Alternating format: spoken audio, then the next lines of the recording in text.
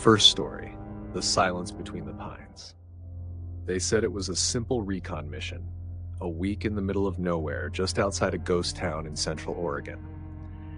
We were briefed that it was a standard training operation meant to test our endurance, teamwork, and adaptability in isolated conditions.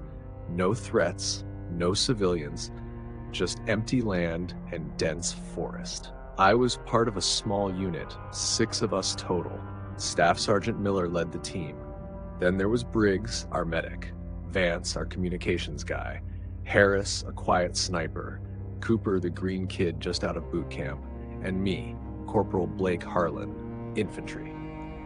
We arrived at the designated location by helicopter just past midnight. It was a flat field surrounded by towering pine trees that stretched so high they seemed to blot out the stars. There was no signal out there, no roads, no lights. The closest town, named Darlington, had been abandoned back in the early 1980s after a mine collapse. We set up our temporary camp and began daily patrols. For the first 2 days, everything was normal, uneventful even. But on the third night, things started to change. It began with the sounds. I was on watch duty, sitting near the dying embers of our fire when I heard whispering from the trees. Not wind, actual words, but they were distant, hard to understand, like someone talking underwater. I grabbed my rifle and scanned the tree line, but there was nothing there. I didn't report it, thinking maybe I was just overtired. The next day, Harris didn't show up for morning drill. We found his gear still in his tent, but no sign of him. No footprints leading away. No sounds. Just gone. We spread out and searched the area, but there was no trail to follow. Miller radioed base. No response. The comms were dead, though they'd worked fine before. That night, Vance heard something too. Said he saw shadows moving in the trees. Figures, he claimed, that didn't walk, they drifted. His hands were shaking when he told us. Briggs tried to calm him down, but Vance started crying, saying over and over, "They're in the trees. They're watching us." Miller put us on high alert. Watches were doubled, weapons kept loaded, but something was wrong with the woods. They were too quiet. No birds, no bugs, just that eerie, heavy silence that pressed down on you like a weight. Then we found Cooper's body. He was hanging from a tree 20 feet above us. His eyes were gone. His mouth was stitched shut with what looked like pine needles and black thread. Miller puked. Briggs just stared, wide-eyed. We got him down, wrapped him up, and planned to evac the next morning on foot. That night, I didn't sleep. None of us did. The whispers came back, louder now. I could make out words. Return, leave, you do not belong. Vance broke down completely and ran into the woods. We tried to follow, but the trees seemed to shift, closing in around us, making paths disappear. We never found him. By morning, it was just me, Briggs, and Miller. We tried hiking back toward the drop zone, but the compass spun in circles, GPS didn't work, and the sun never seemed to rise in the same place. The forest was different every hour, trees that hadn't been there before, paths that led in circles, and that whispering, constant now, just beneath the threshold of sanity. Briggs was the next to go. 1 second he was walking beside me, the next. Gone, no sound, no struggle, just disappeared mid-step. Miller and I stood frozen for what felt like hours, afraid to even breathe. That night we made camp in a small clearing. Miller confessed something I'll never forget. He said this wasn't his first mission to Darlington. That 10 years ago, he'd been part of another recon team sent into these woods. None of them came back, except him. He never told command what really happened, just that the others were lost in a storm, but he'd seen things. The forest remembers, he said. It doesn't forgive. I wanted to ask more, but then he stopped talking. His eyes widened. He raised his rifle and shot at something behind me. I turned and saw nothing. When I looked back, Miller was gone. Only his rifle remained, still warm, lying on the pine-covered ground. I was alone. I don't remember falling asleep, but I woke up to find symbols carved into my arms. Deep, painful, still bleeding. They weren't in any language I recognized. I stumbled through the trees, trying to escape, but the forest wouldn't let me. It moved, shifted. It wanted me there. That's when I saw them. Dozens of them. Pale figures with hollow eyes and mouths sewn shut, hanging from the branches, crawling across the ground. They didn't chase me, they just watched. I finally found a clearing, the same one we landed in. The chopper was gone, the grass was dead, and a single word had been carved into the dirt. Stay! I don't know how long I've been here now. Time doesn't work right anymore. The sun never rises. My watch is frozen at 3:13. I've run in every direction, but the trees never end. I haven't eaten in days. I don't feel hunger. I don't feel tired. All I hear are the whispers. They tell me I'm part of the forest now. They say I never left. Second story, the silence at Redstone Ridge. It started with a letter. A yellowed envelope, no return address, just my name, typed in all caps. It showed up in my mailbox in San Antonio a week after my honorable discharge. I had just finished 8 years with the Army, most of it in dusty bases across the Middle East. I thought I was done with ghosts. I was wrong. Inside the envelope was a photograph, black and white, old. It showed a group of soldiers standing in front of a chain-link fence, a sign hanging crookedly behind them. Redstone Ridge, Restricted Military Area, ST 1947. I didn't recognize a single face, but one detail stopped my breath cold. The man standing at the far right was wearing my dog tags. Same name, same number. On the back of the photo, someone had scribbled, "Come back." It's not done. Redstone Ridge wasn't on any map I could find. But after days digging through archived military documents and a few discreet calls to old contacts, I found it. An abandoned Army testing facility deep in the Ouachita Mountains, Arkansas. Officially decommissioned in the early 80s. Unofficially, buried. I drove up alone, against every instinct I had. The road leading there was cracked and overgrown, nature slowly reclaiming what we'd tried to erase. As I reached the rusted gate, the sky turned a sickly gray. I stepped out, and the first thing I noticed was the silence. No wind, no birds, not even the hum of insects, just stillness. I forced the gate open and stepped inside. The place was a time capsule. Barracks stood hollow with peeling paint and shattered windows. The main facility, 3 stories of concrete and barbed wire, loomed like a mausoleum. The front doors creaked open with a touch, revealing dark hallways and that sterile, chemical smell that clings to old hospitals. I set up a camera and flashlight. My plan was simple: document everything, get proof, and get the hell out. It didn't go that way. The first floor was mostly intact. Offices, mess halls, a few labs, empty. But then I found the stairs to the basement. That's where it began. The deeper I went, the colder it got.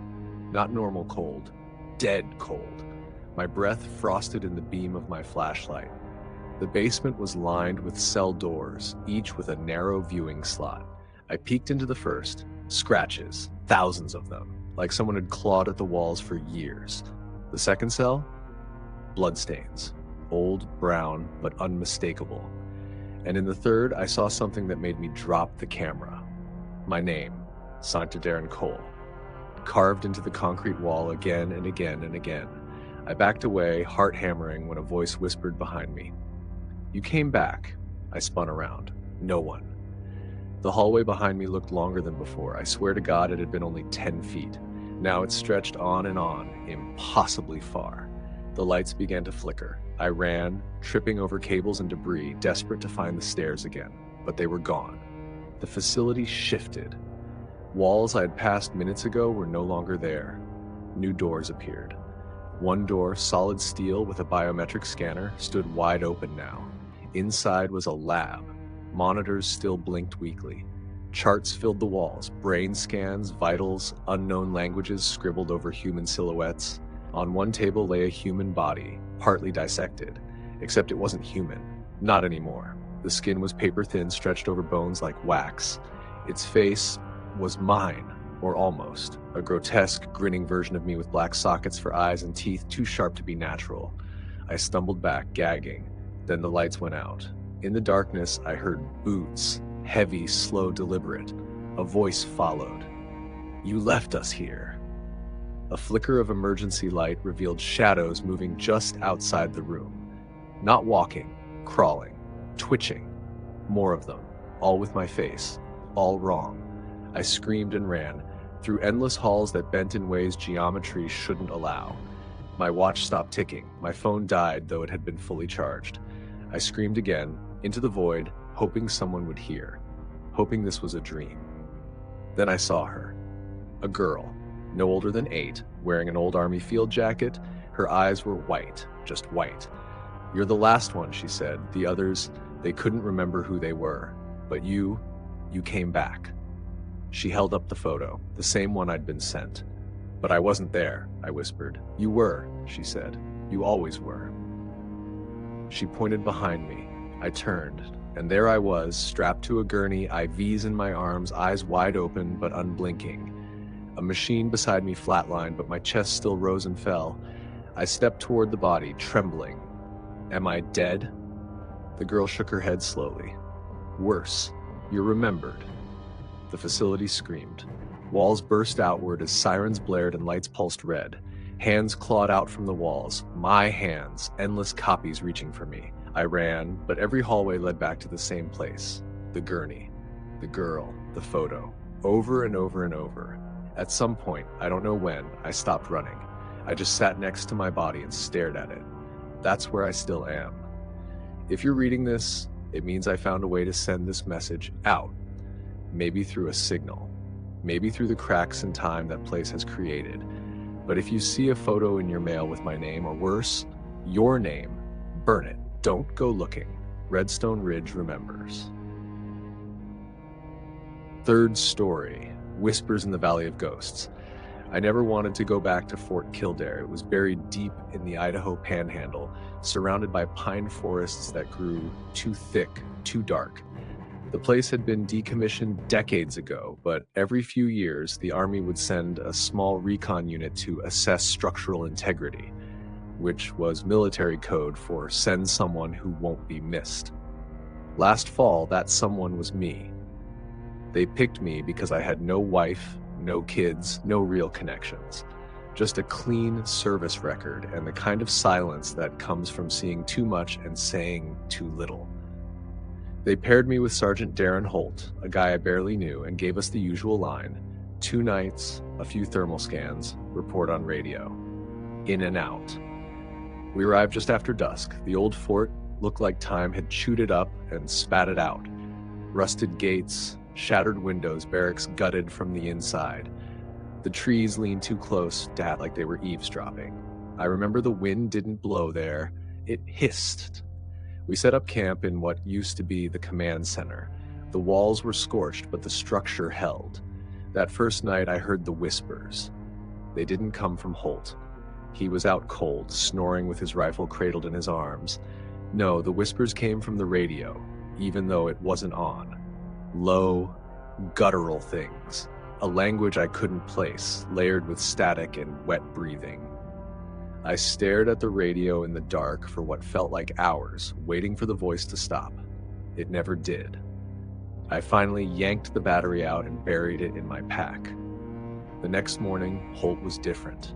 He didn't speak during breakfast, just stared at the tree line with wide, unblinking eyes. When I asked if he was all right, he said, "They know we're here." I tried to laugh it off, but he didn't even blink.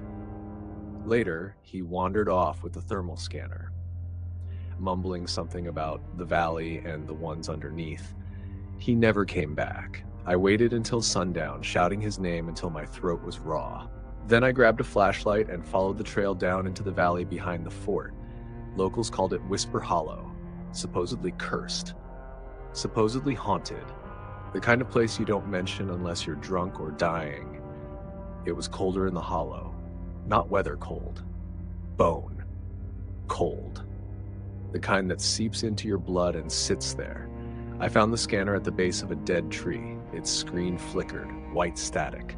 There was a single heat signature recorded an hour earlier. It showed Holt standing in the open field, surrounded by 5 other forms, unmoving. human-shaped, too tall, too thin. Then the scanner died. I turned and saw something move between the trees. Quick, pale, wrong. I backed away, trying not to breathe too loud. That's when I heard the whispers again, this time not from a radio. They were in my head, soft at first, then louder, chanting, urging, promising, come see, come below, come remember. I ran. I don't remember the way back to the fort, just the feel of bark under my nails and blood in my mouth from biting my tongue. I sealed myself inside the command center and waited until dawn, but morning never came. The sun never rose. My watch stopped ticking, the birds didn't sing. Time just stopped, trapped in a loop of dying light. And then I saw Holt. He stood at the edge of the room, eyes black and wide, mouth hanging open in a silent scream. His uniform was shredded. His skin was gone, like something had peeled it away with surgical precision. Behind him, the wall bled, not oozed, bled. Words written in something thick and dark. One must stay. One must tell. I grabbed my gear and bolted, knowing the road was gone. The Jeep was gone. The woods twisted themselves into new shapes. I walked for hours, maybe days, until I stumbled onto the highway and flagged down a trucker who swore I looked like hell. I told him I'd gotten lost hiking. I never filed the report. I never told command. But I still hear them at night, in the static between channels, in the silence before sleep. They're waiting. And I think next time, they want me to bring someone back.